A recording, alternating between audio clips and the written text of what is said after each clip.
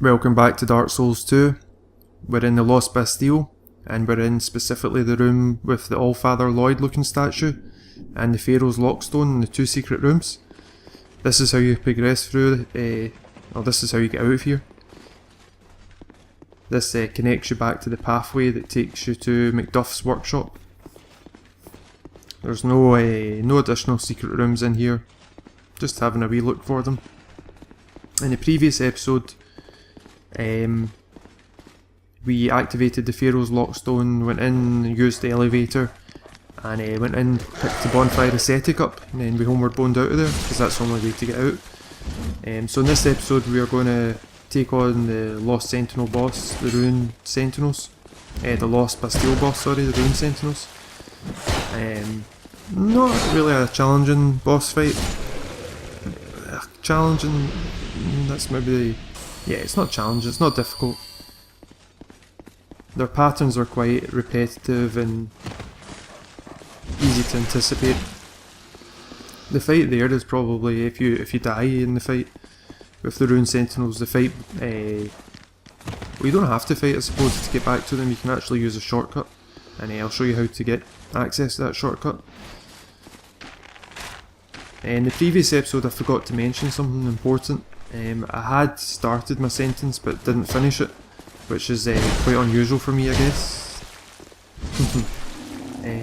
So we had the undead citizens, the one that throw themselves in front of you and have an AoE attack. The thing that I forgot to mention is the fact that there's two types. There's a brown core and a black core. Brown core have the AoE blast and can do melee damage, and the black core do petrification. And petrification in this is like Dark Souls 1 cursed by the basilisks, so be very wary of that. The reason I knocked out all those barrows and treasure and wooden crates and whatnot is because this is an ambush by royal swordsmen coming up here, and that's the reason I've swapped to the halberd as well. Sometimes you have to kind of dip your toe into this room to get them to follow you out, but as soon as you start hearing armour clattering, you know that they're onto you. Like now. And because we're not upgrading weapons so far, we haven't upgraded any weapons, I didn't take him out with 2 hits. Probably if I had like a +3 or +4 halberd, it definitely would have taken him out. But you can see the spin attack has helped us here. And we get a common fruit which will come in useful later in a specific area.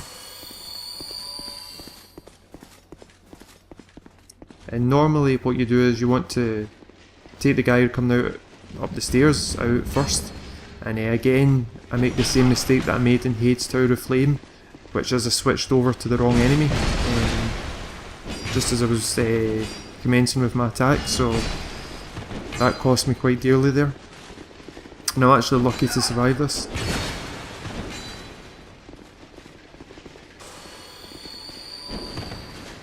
But you can actually see the benefit of the Drang-like armour here, because their swords are actually pretty decent, and you know, we survived that.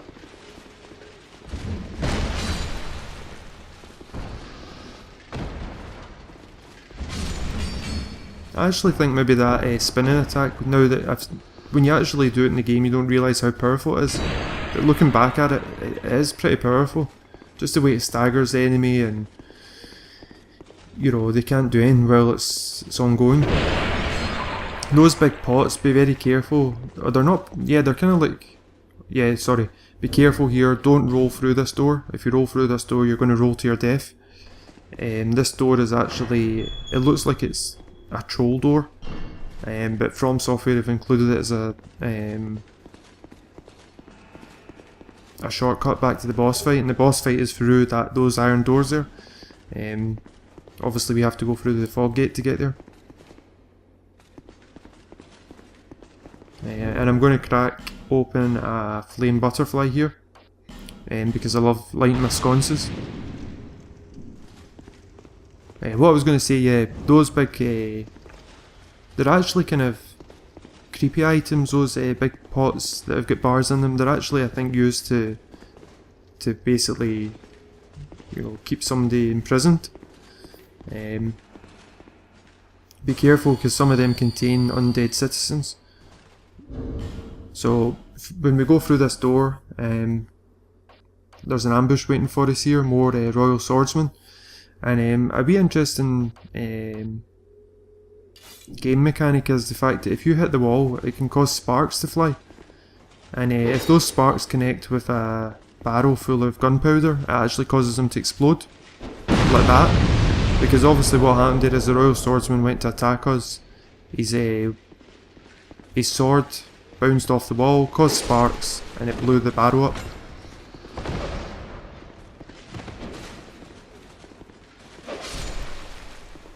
And we actually pick up the Royal Greatsword here. And the thing, I mentioned the Royal Greatsword, the fact it's like a flamberge. And it's got an undulating, it's got an undulating blade. And that causes bleed damage. You can see 67 bleed. It's the first time I've ever had that drop. And it's actually quite a nice looking blade.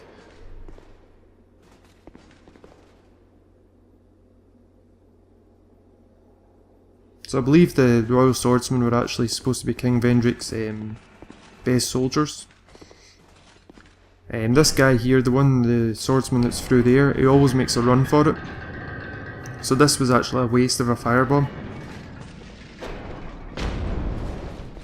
I'm not sure why he runs down to there's a ladder there.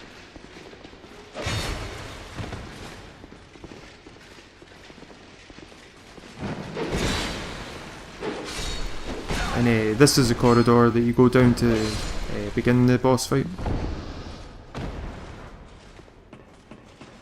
I went away to do a couple of things and then came back, so...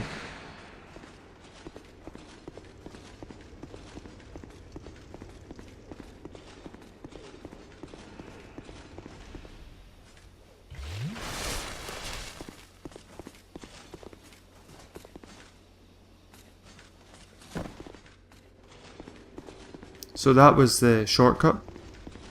That's how you don't jump, you just basically go down, push forward on the left stick and you'll land safely. And then be quiet when you come around here, because there's those two Royal Swordsmen are still there if you've obviously gone back and sat at the bonfire. And if you want to summon an NPC for the boss fight, this is a Pilgrim Belclair. I'm not going to bother. I have no idea whether she's any good or not in the fight. The only thing that I'm going to do for the fight is, obviously you can see I've put the helmet on. I've got, make sure you use your 100% block shield.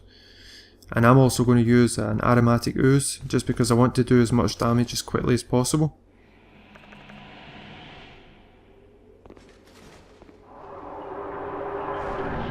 So the fight commences on this platform, and you can see they don't have a lot of health. The first one is actually very straightforward. As soon as you take him out, he's the two additional guards, Alicia and Reese, or Ricky, will make their way up to the platform.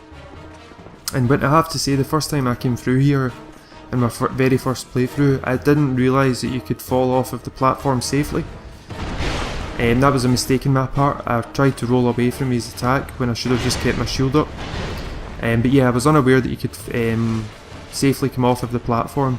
So I actually fought them all on the platform, and I didn't find it difficult. I found it quite straightforward. I had the 100% block shield on. And in subsequent playthroughs I've tried, you know, fighting them down there and whatnot, and I think it's easier to fight them up here, and that was my intention. My intention was to fight them up here, but as you'll see, I unfortunately get pushed off, and that's just something you've got to be careful of. Obviously managing your stamina while you're up on this platform is very important, especially when you've got both of them up here. And the other one will be up here just any second. Here he comes, or she. Actually, they're not a he or she, because they're automatons. But yeah, as you can see, I'm making a lot of mistakes here. I'm trying to hit them while they've got their shields up, which is obviously not going to work. And I was lucky that the other Ruin Sentinel had actually walked off the platform, because if it hadn't, I would have probably died.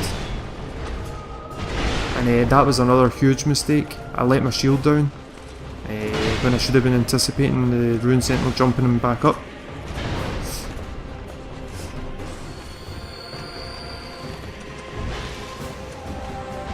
And yeah, fall off, as you can see.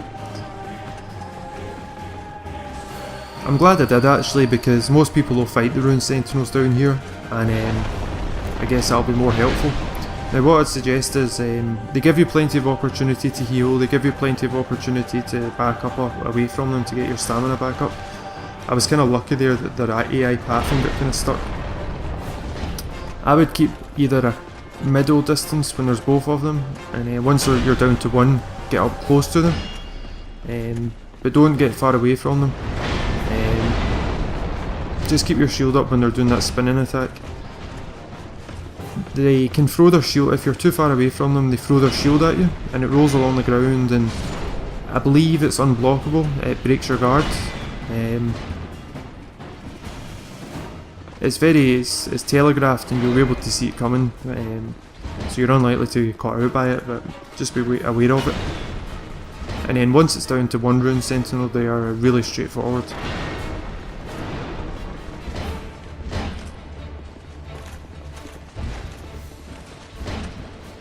Staggered it there. You get a good amount of souls for this. I think it's about 40 something thousand. 39,000. And that's with the silver serpent ring plus 1 on.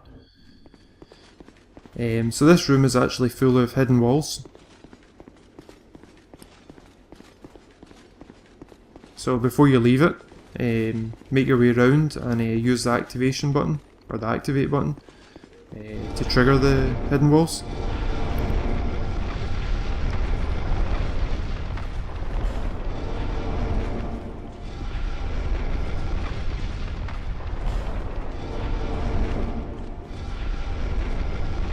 And that's it. This is the iron door that we talked about earlier, the other side where I lit the scones.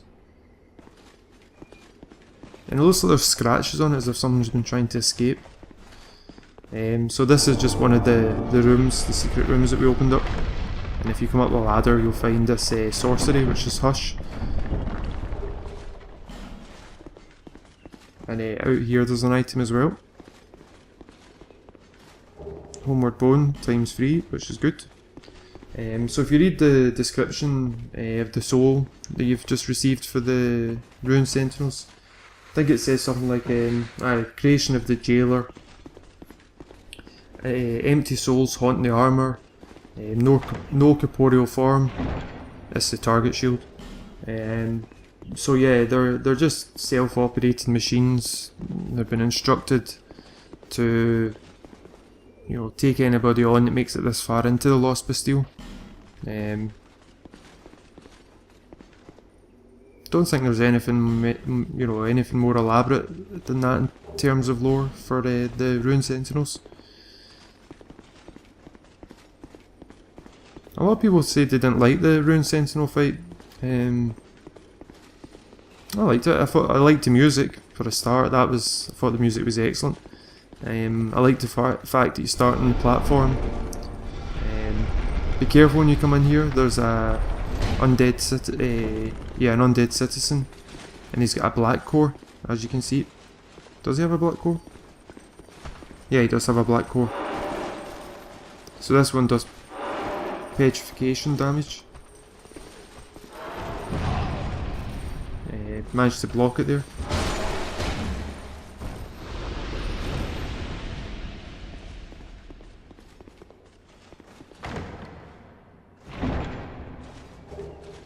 Nothing exciting there. I believe you can use some of those waters, like Crimson Water and Rouge Water. I think it's Rouge Water, not Rogue Water. You know, Rouge and Crimson, I think it refers to colours.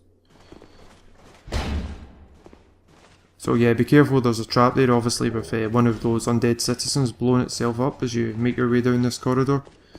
And thankfully there's a bonfire here.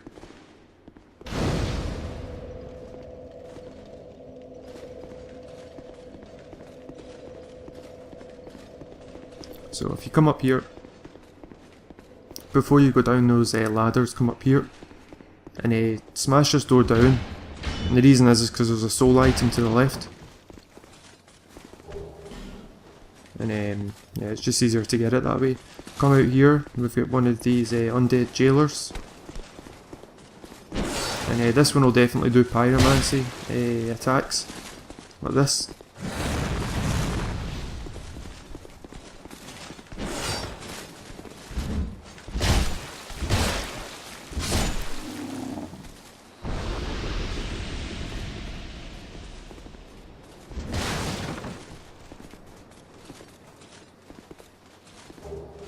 Human effigy. I wouldn't like to be locked up in that tower down there, over there. It's quite creepy. It's a nice atmosphere. It's not a nice atmosphere, it's an unnerving atmosphere here, but the level designer's done really well. So there's another one of these undead jailers through here.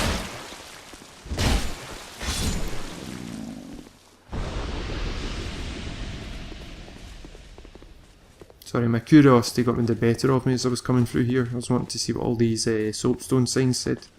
Come round here, there's an item round here. Oh, flame butterfly is excellent.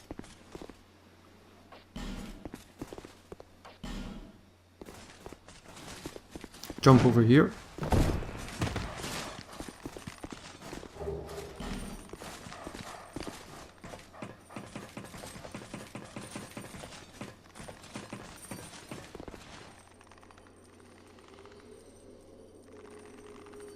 So you can see where we are, but below us is where we triggered the trap with the undead citizens. There you go, you can see the petrified players. So these are real human players that have been petrified as they've made their way through the game. And I don't actually remember seeing that, to be honest, when I played it in PlayStation. I mean, I came through here.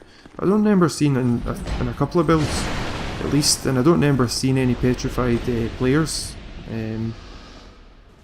But I guess I just must have missed it, and I was playing online at all times. Anyway, this just takes you back to where we just had the fight with the two undead jailers. So this is just another way to come up here. And this door doesn't lead anywhere.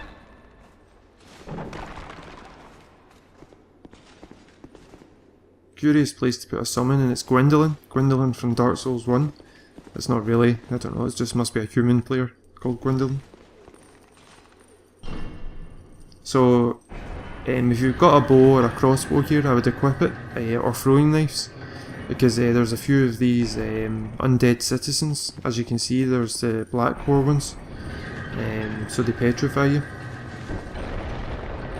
And I thought I had my bow equipped, and I don't actually, so...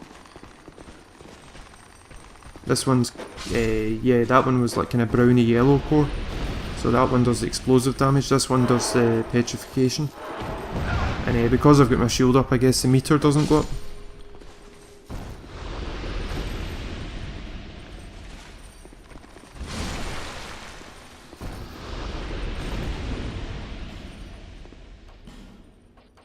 So I'm just equipping my bow, obviously, because there's going to be a few more of these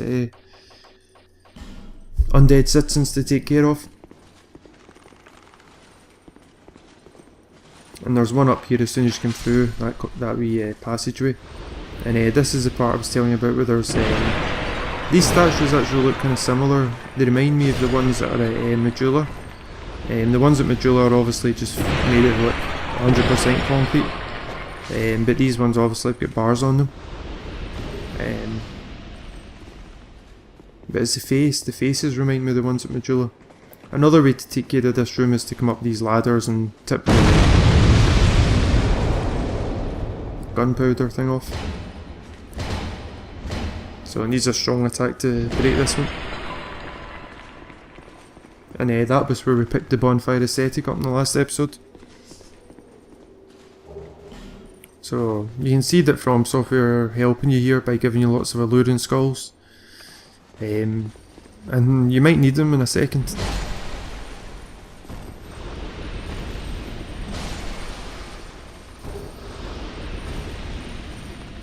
So this is the door, this is where the lift took us in the previous episode, and then we jumped down or we walked off the platform to get the bonfire aesthetic. And this takes you to a new area. Going through the gate there and then going down the path. And we will be going down there later on in the game. I use fire arrows here just I want to try them out. I want to one-shot these guys because there's quite a lot of them up here, and if you get the attention of all of them at once, you could be in big trouble.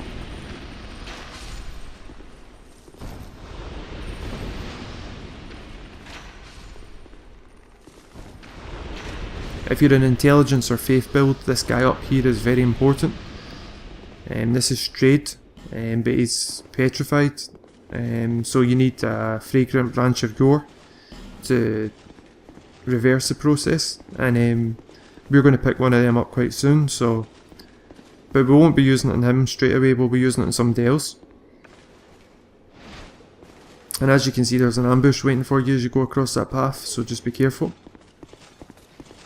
And be careful as you come round here.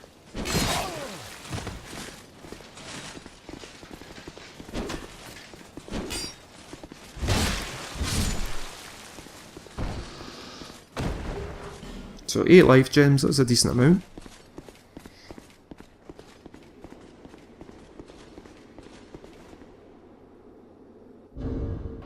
Oh, I was going to say I didn't actually use a flame butterfly here, I don't know why I did that. I guess I just like the lighting effect.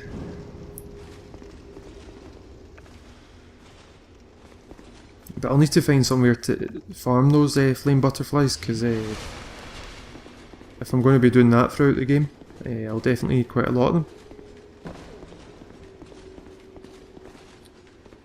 So, remember when we picked the bonfire aesthetic up, there was no way to leave that room apart from going down the way.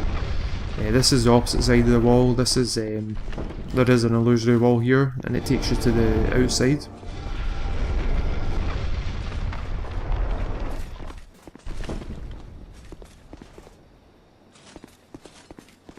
And we'll go and pick those items up in a minute.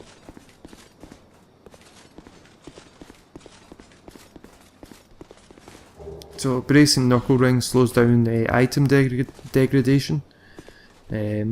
Useful for certain weapons like the twin blade.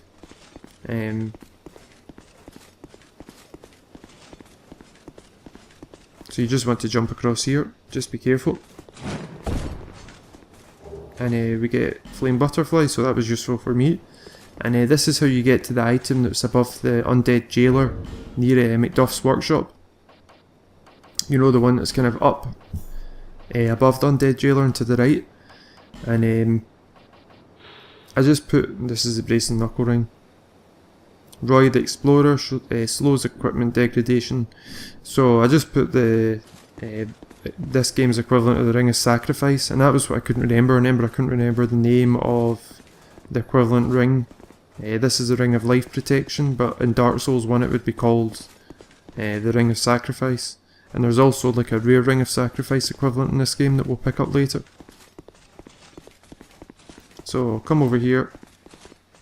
And this is a useful shield in certain respects, the golden wing shield. This allows you to parry spells.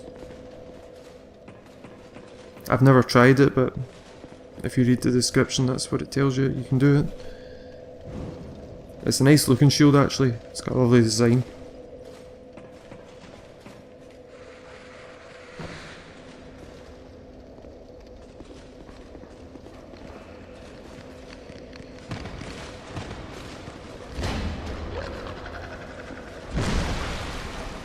So you can actually use the torch as a weapon. We killed the dog using the torch here. And we pick up an excellent weapon, the large club, and it really is very powerful in this game. I mean the mace is already powerful, but this weapon just takes it to another level. Requires 26 strength and has an A scaling in strength, so... But it's an excellent weapon. Uses up a lot of stamina though. And it's very heavy obviously. It's got a good moveset though. This room as well has got a Pharaoh's Lockstone, and that'll take you to a boss fight, but we'll deal with that later. A very interesting boss fight. I hope this episode was enjoyable, and in the next one we'll be going further on in the game. Thanks for watching.